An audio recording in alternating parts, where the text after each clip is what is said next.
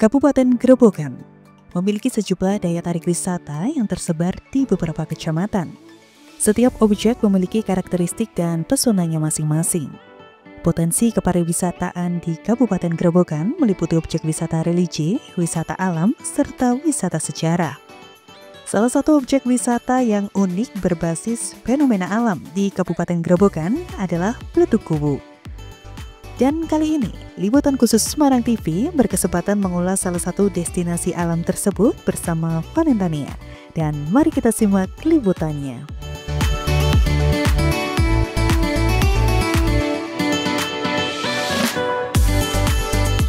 Halo pemirsa, berjumpa kembali bersama saya Valentania di program acara Liputan Khusus Semarang TV. Dan kali ini masih di Kabupaten Grobogan, saya akan mengajak Anda untuk mengeksplor salah satu destinasi wisata terkenal yang ada di Kabupaten Grobogan, Jawa Tengah. Nah, seperti yang bisa Anda saksikan di belakang saya saat ini, pasti kalian sudah tidak asing lagi dengan wisata Bledug Kuwu, Kabupaten Grobogan. Nah, ingin tahu seperti apa sih yang ada di Bledug Kuwu ini?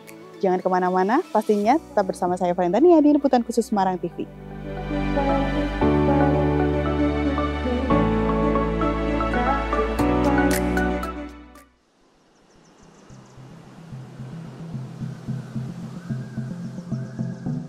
Objek wisata Bledug Kuwu terletak di Desa Kuwu, Kecamatan Kradenan, Kabupaten Grobogan, Jawa Tengah. Berjarak kurang lebih 28 km ke arah timur dari pusat Kabupaten Grobogan di Purwodadi, letak objek wisata ini cukup strategis, persis di pinggir jalan raya Wirosari Gabus.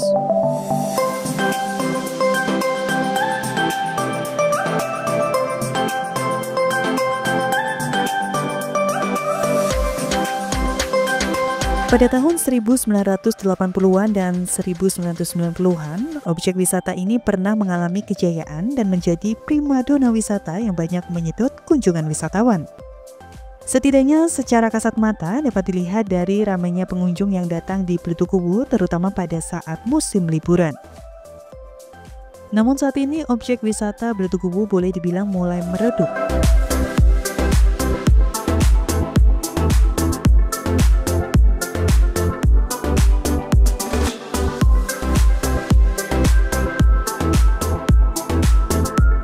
Selain dunia pariwisata yang sudah berkembang sangat pesat sehingga banyak pilihan destinasi wisata yang lebih punya daya tarik, objek wisata Bledug Kuwu selama ini mengalami banyak kendala dalam pengembangannya.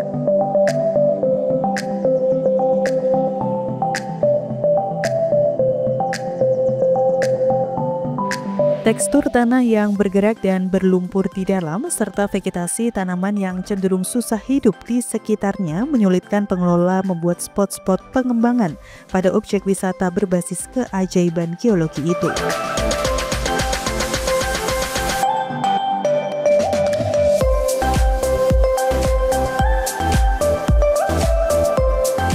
Objek wisata Bledug Kuwu saat ini terlihat gersang dan bila siang hari terasa panas oleh terik matahari yang menyengat.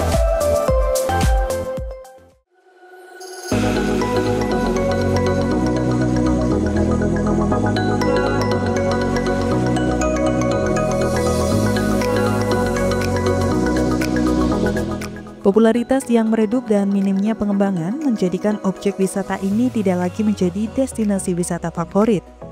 Kendati demikian, Bledug Kuwu tetap memiliki daya tarik. Setiap hari ada saja wisatawan yang berkunjung, baik sengaja berkunjung maupun sekedar singgah karena melewatinya.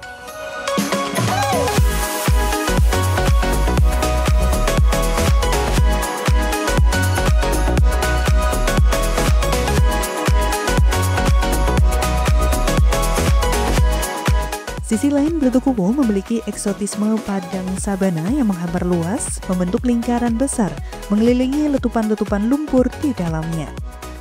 Lumpur yang menggumpal membentuk sebuah bola-bola yang mengarah ke atas menjulang tinggi. Fenomena yang sangat menakjubkan, klasik dan unik sepanjang sejarah pariwisata dunia.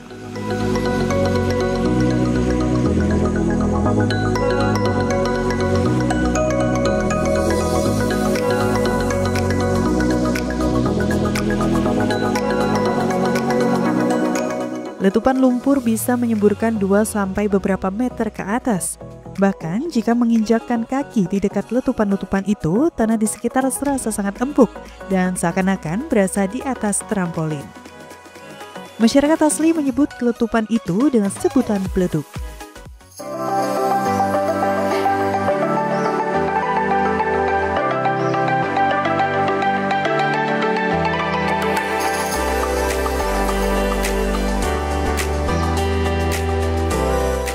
Wisata alam Beledukuwu juga terdapat gazebo-gazebo yang digunakan berteduh supaya tidak terpapar teriknya sinar matahari langsung. Para pengunjung biasanya sekedar untuk duduk-duduk sambil menikmati makanan dan minuman yang dijajakan para penjual sekitar tempat wisata ini.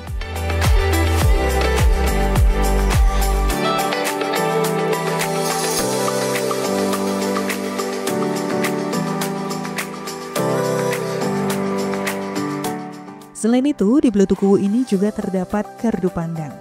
Gardu pandang digunakan untuk melihat dari jauh bagaimana letupan-letupan beleduk. Selain itu, dapat digunakan sebagai alternatif bagi para pengunjung yang enggan berjalan menuju kawasan utama beleduk sambil menikmati keindahan alamnya. Gardu ini berada di sisi utara setelah pintu masuk. Pada sisi selatan disediakan toilet umum yang merupakan salah satu fasilitas yang disediakan oleh pengelola pariwisata.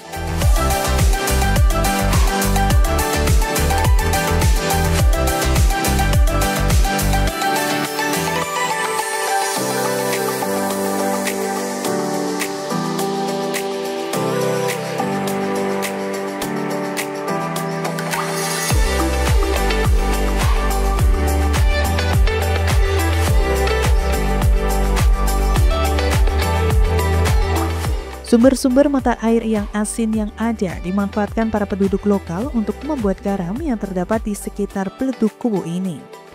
Air asin yang keluar ditampung dalam kolam-kolam ataupun petak yang terbuat dari bilah bambu. Tepat berada di kolam tersebut, para petani garam mengambil air asin dengan menggunakan gayung sederhana dari batok kelapa dan menuangkannya ke bilah-bilah bambu penampung untuk siap dijemur.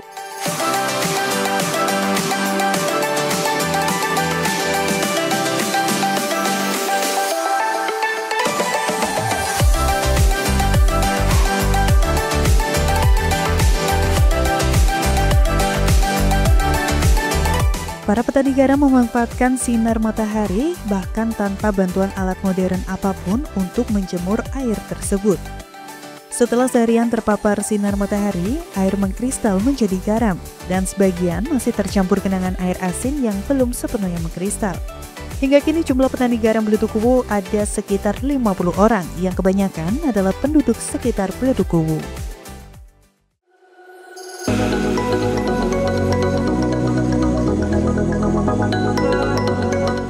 Nah pemirsa, selain dari sisi wisata ataupun sejarah dan di Beledukuwu ini ternyata juga ada sisi dari perekonomiannya. Nah kali ini saya sudah bersama salah satu petani garam, Bapak Sadiman. Kita akan bertanya gimana sih proses dari garam asli Beledukuwu ini sendiri ya Pak ya? Oke.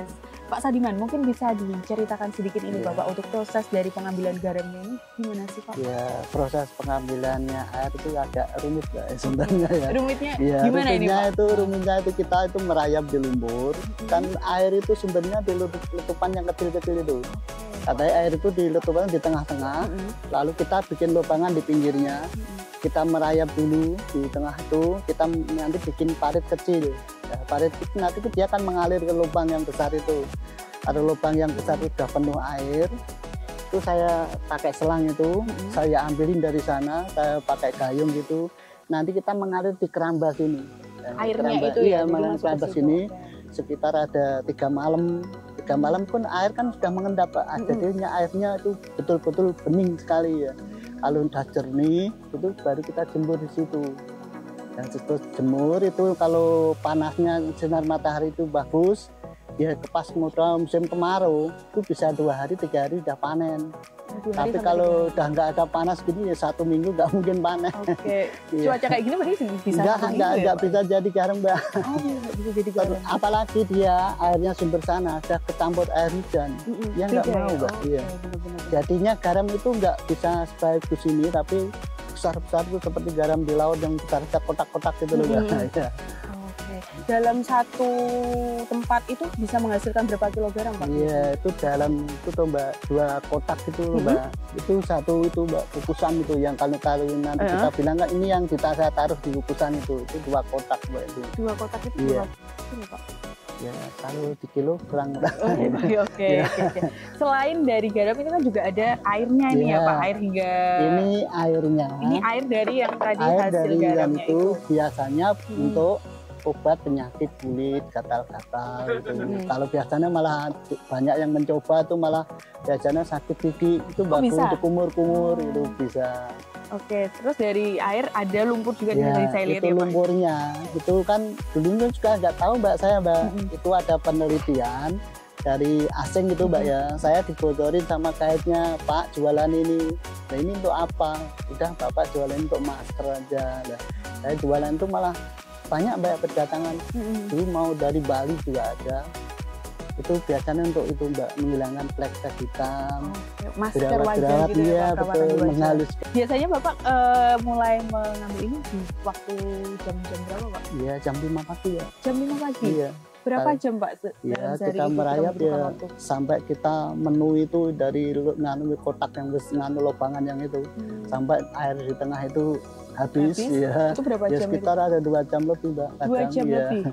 Oke, itu pun masih tergantung dengan cuaca ya Pak? Iya, jika kalau cuacanya memang pas kemarau itu aja Mbak ya. Kalau musimnya gini percuma enggak. Di sana ada air, tapi udah ketampur air dan nggak jadi Mbak.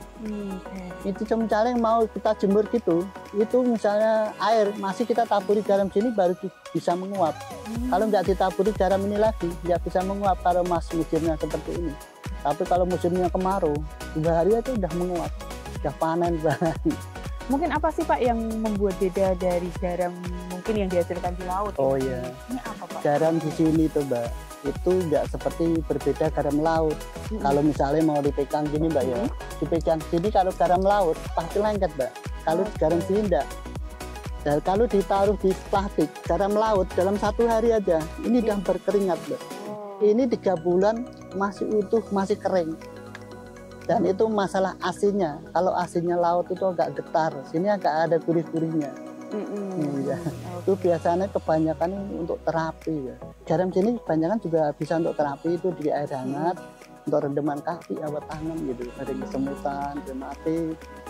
Tapi garam sini sudah ratusan tahun ya, sudah ada garam laut bermunculan, garam sini sudah ada Mbak.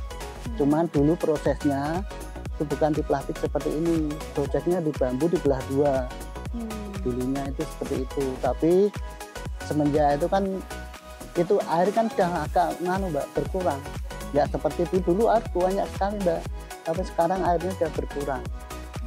Jadi kita lama kelamaan dia punah, karena bambu juga agak mahal, nggak ada proses bantuan apapun ya, jadi udah menghilang. Terus keambil alih kita ya bergerak sendiri seperti di laut-laut itu mencoba seperti dipakai itu di plastik itu kok hasilnya juga lebih baik gitu loh. Kalau garam yang di bambu itu garamnya agak merah.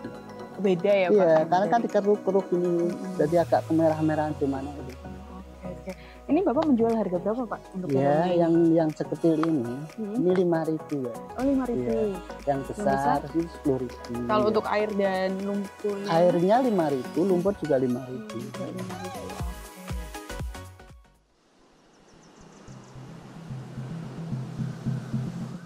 Selain garam, lumpur beleduk juga menjadi komoditas yang dijual di area objek wisata Beleduk Kubu. Konon, lumpurnya berkhasiat untuk terapi wajah dan menghaluskan kulit. Lumpur itu dikemas dalam botol air mineral dan dijajakan di area objek wisata. Selain itu juga ada produk pleng yang biasanya dimanfaatkan sebagai bahan campuran membuat kerupuk kendar. Harganya pun cukup terjangkau, di kisaran Rp5.000 hingga Rp10.000 saja.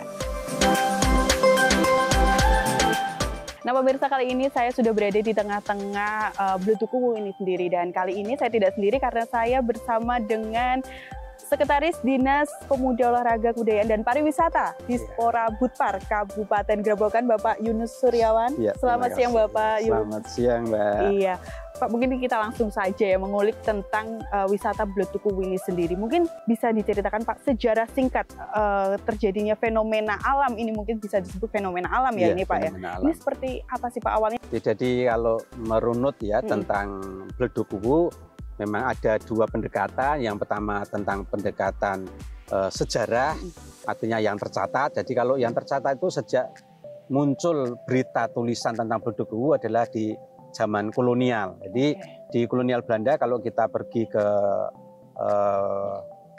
Leiden, di arsipnya muncul sekali bagaimana orang-orang kolonial Belanda sering datang ke sini dan memonopoli tentang adanya potensi garam, dijual, mereka monopoli. Tapi waktu itu belum menjadi wisata ya, karena zaman kolonial itu orang belum kenal wisata. Zaman dulu kan orang lagi bertahan hidup udah bagus ya. Kemudian kalau menjadi tempat wisata ya mulai ngangkat-ngangkat ketika kesejahteraan rakyat meningkat ya. Lebih dikelola mungkin setelah di Orde Baru ya. Setelah Orde Baru kan sudah mulai meningkat trilogi pembangunan. Kalau dalam pendekatan mitos atau sejarah memang ada tertulis di Babat Tanah Jawa ya. Jadi Babat Tanah Jawa itu sumber sekunder bukan primer. Di Babat Tanah Jawa kan memang dikisahkan tentang sosok yang membuka Tanah Jawa namanya Aji Soko ya. Kemudian bertarung dengan yang menjajah memakan manusia namanya Dewoto Cengkarla. Aji Soko ini salah seorang yang digambarkan dari daerah Timur Tengah gitu ya. Makanya pakai surban. Nanti bisa lihat di sana ada patung surban Aji Soko. Nah, dari dialog itu punya murid yang Sembodro dan satunya itu muncullah kayak Wawular itu kesimpulan nasihat tentang Bono Coroko. Itulah gambaran tentang Bletukuwu secara sejarah dan secara mitologi. Oke, terus akhirnya dari pemerintah menjadikan ini sebagai wisata itu apa Pak? Ya, menjadi wisata karena keunikan ya, keunikan dari Bletukuwu bagian dari bukti arkeologis geologis yang ada. Mungkin sebelum ada Lapindo ya satu-satunya di bahkan sampai sekarang ya, satu-satunya yang di daratan ada letupan lumpur ini, kemudian ada potensi garam ya cuma di daerah sini. Mungkin di Indonesia tidak ada daratan yang menjadi sumber petani garam. Hanya garam tapi petani ya karena di daratan ini. Oke, kita masih bergeser ke Bletukuwunya sendiri Pak. Melihatnya kan luas sekali ya ini Pak. Ini luasnya berapa Pak? Luasnya ini dulu mengambil dari luasan wilayah 2 desa ya. Jadi ada 2 desa, kemudian oleh pemerintah diinventarisasi dan dikelola seluas kurang lebih 45 hektar. Jadi dari ujung ke ujung ke ujung. Kenapa? Karena lokasi ini memang tidak produktif ya, sehingga akan lebih bagus kalian menjadi semacam cagar budaya atau cagar alam gitu. Oke, berarti ini sama dengan mencangkup 2 desa? Iya, dulunya. Oke, apakah 45 ini bisa meluas lagi nggak sih Pak? Kalau secara pengalaman karena lokasi letupan mungkin berpindah ya, tetapi areanya tidak pernah keluar dari 45 hektar ini. Jadi waktu inventarisasi itu kayak mengamankan aset sekitar menjauhkan dari mitigasi bencana, itu kan sudah dihitung tingkat keamanannya sehingga tidak pernah keluar dari radius lahan 45 hektar. Oke, selain sebagai wisata, mungkin Bletukuwu saat ini juga tadi disebutkan menjadi salah satu situs budaya dan bahkan pusat perekonomian terkait dengan petani garam. Nah ini sendiri seperti apa Pak? Jadi kalau di bagian potensi perekonomian ya, jadi petani garam di sini dulu kalau zaman kolonial lebih banyak lagi. Iya, dulu lebih banyak lagi. Tapi sekarang mungkin karena teknologi dan kemudian juga pernah kita dengar di luar daerah itu kan kita pernah ngimpor garam dari luar daerah ya. Sehingga kayaknya perang pasarnya jadi menurun. Tapi masih menjadi warga sekitar untuk kehidupan sehari-hari yaitu untuk memproduksi garam. Jadi setiap hari mereka harus mencari sumber garam di tengah sana ya. Kemudian airnya baru diendapkan di daerah sini yang aman. Oke. Karena memang bukan hanya dari sisi garamnya saja ya Pak, tapi dari lumpurnya juga bisa bermanfaat, dari airnya juga itu bisa bermanfaat ya Pak. Oke. Selain di Bletukuwu ini kan juga mempunyai anak. Itu memang karena kondisi tanah di Grobogan itu memang seperti ini atau gimana sih Pak? Jadi kalau kita melintas ke desa seberang ada namanya Medang Ramesan. Itu letupan ini lebih tinggi posisi cuma lebih kecil, di sekitar 20 meter lah kayak membuat gunungan gitu. Tapi sekarang masih aktif. Kemudian ada namanya di Desa Gerabagan di sana juga begitu. Jadi kalau itu mungkin secara geologis tetap kayak sumur itu ada aliran bawah tanahnya. Nah ini sama, ada aliran bawah tanahnya, rongga-rongga yang ada alam ini. Kemarin sudah diteliti ya oleh tentang kandungan litium ya yang paling tinggi ya. Di desa Sebelang itu yang ada seperti ini kandungan litiumnya lebih tinggi, yang di Ngerabagan lebih tinggi kandungan litium untuk kayak batu baterai itu ya. Oke, ini mungkin terakhir ya Pak, terkait dengan kalau tadi kita sudah membahas dari sejarah hingga bahkan perekonomian, ini mungkin dari pemerintah ini sendiri gimana sih Pak? Mungkin apa yang akan dilakukan ke depan untuk ini loh, Beletukuwu ini selain untuk wisata juga ada sisi perekonomiannya kepada masyarakat, kan masyarakat biar tahu gitu. Jadi kalau dimensi tentang wisata itu kan ada, nanti kita ke depan punya proyeksi menjadi 3 ya. Selain pariwisata itu sendiri, kemudian menjadi edukasi, karena edukasi ini adalah pembelajaran alam. Kemudian yang ketiga adalah di wisata kreasinya ya. Jadi ada kemungkinan tadi sudah dibahas tentang mengkreasikan bagaimana ikon-ikon Beletukuwu itu menjadi bagian ekonomi kreatif.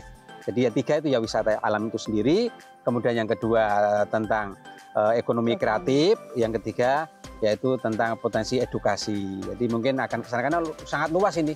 Tinggal nanti pengembangannya seperti apa gitu. Oke, mungkin sudah ada gambaran Pak pengembangan apa nih dalam waktu dekat ini mungkin yang akan dilakukan di wisata Beletukuwu ini sendiri. Jadi untuk mendukung di edukasi tadi, nanti di sana kan tentunya mau dibuat untuk ruang kayak ruang pameran, ada ruang semacam gitu. Ya untuk sejarah gitu ya. Ya kayak untuk opera ya, opera kisah Kajisoko dioperakan. Kita lagi nyiapkan opera boneka, nanti gimana dioperakan. Itu terus yang mengenai ekonomi kreatif ya memang harapannya kan memang di sepanjang jalan ini bisa menjadi salah satu pusat penjualan khas-khas produk Gerobokan. Tapi ini lagi bertahap, lagi mau bangun 3 kios ya yang di sebelah barat sana ya. Jadi pelan-pelan gitu. Oke. Berarti memang wisata Beletukuwu ini sangat berpotensi ya Pak, pastinya untuk pemerintah dan masyarakat itu sendiri. Nah pemirsa, itu tadi sejarah singkat hingga bahkan keunikan ini yang ada di Beletukuwu ini sendiri. Dan bagi Anda yang mungkin penasaran bisa langsung ke Beletukuwu yang ada di Kabupaten Gerobokan. Saya Valentania bersama Bapak Yunus pamit undur diri. Terima kasih dan sampai jumpa.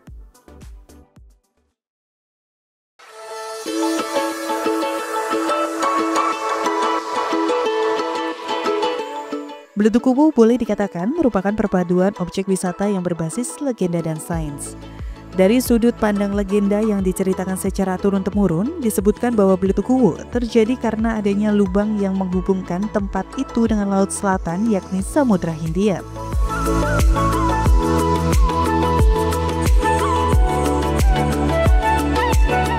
Konon lubang itu adalah jalan pulang Jakalinglung, putra dari Prabu Ajisaka yang berwujud ular raksasa dari Laut Selatan menuju kerajaan Medang Kamulan.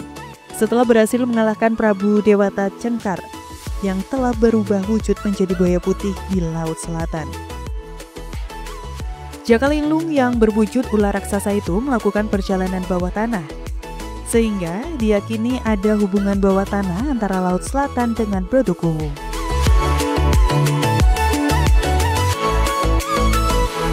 Sementara dari kacamata sains, kawah lumpur di sini sebagaimana kawah lumpur lainnya adalah aktivitas pelepasan gas dari dalam teras bumi yang biasanya berwujud gas metana. Beletukuwu adalah satu-satunya letupan kawah lumpur yang berlokasi di Jawa Tengah. Letupan-letupan lumpur yang terjadi biasanya membawa pula larutan kaya mineral dari bagian bawah lumpur ke permukaan.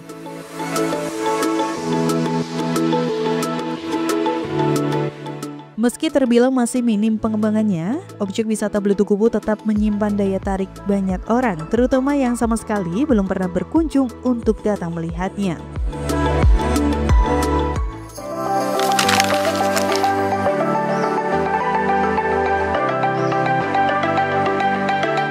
Dan masih di seputar Desa Kuwu, Kecamatan Gerobokan, tidak jauh dari lokasi wisata Beletukuwu terdapat salah satu kuliner khas yang sudah ada sejak turun-temurun. Sajian khas masyarakat setempat tersebut bernama ayam pencok.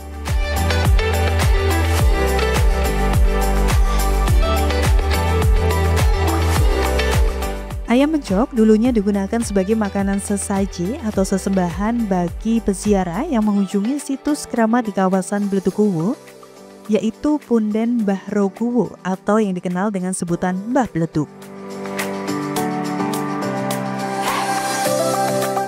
Saat ini, ayam panggang Bledug tidak hanya dikenal sebagai hidangan untuk sesaji, bahkan sudah dijadikan ikon kuliner desa. Kendati sudah menjadi menu konsumsi yang digemari masyarakat, hingga saat ini ayam panggang Bledug masih sulit dijumpai. Saat ini di Desa Kuwu, satu-satunya warung yang setiap hari menyediakan menu ayam panggang Bledug atau ayam pencok adalah warung makan Mbak Sri Jago Muda yang berada di Jalan Honggo Kusuman 45, Desa Kuwu atau sebelah kantor Korwil Pendidikan Kecamatan Kradenan.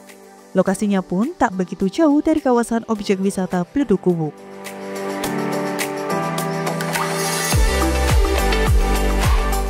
Untuk proses pemanggangan dari ayam pencok sendiri, antara api dan ayam berjarak sekitar 25 hingga 30 cm. Ayam panggang Bledug dipanggang di atas bara, dengan bahan utamanya yakni ayam kampung dan tidak bisa menggunakan ayam potong maupun ayam merah.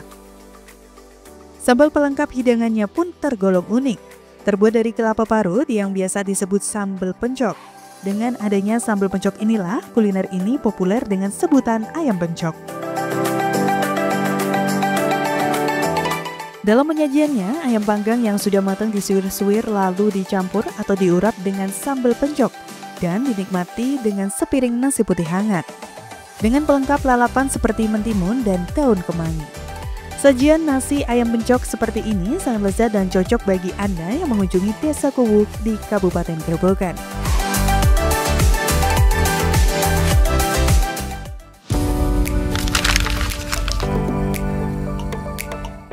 Masyarakat Grobogan tentunya patut berbangga dengan adanya destinasi wisata ini. Pengembangan potensi, promosi, investasi, serta yang tak kalah penting, sinergitas yang baik antara pemerintah dan masyarakat seharusnya mampu menjadikan potensi ini lebih baik agar menjadi ikon di kotanya sendiri.